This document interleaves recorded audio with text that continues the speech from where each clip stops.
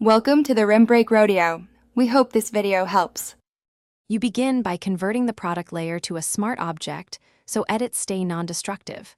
Place the product roughly where you want it and hide distractions on the background layer.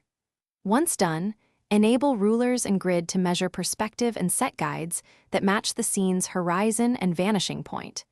Use the polygonal lasso or pen to refine edges and create a clean alpha. Make sure to save a copy before large transforms so you can return if proportions distort. Now you change perspective.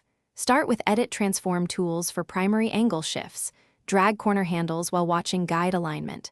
For complex foreshortening, use Puppet Warp to nudge specific points without stretching textures.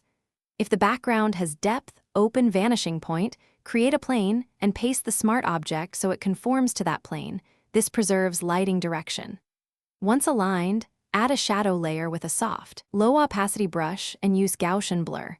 Mask to keep shadows realistic and attached to the product. Finish by matching color and light. You want the product to live in the scene.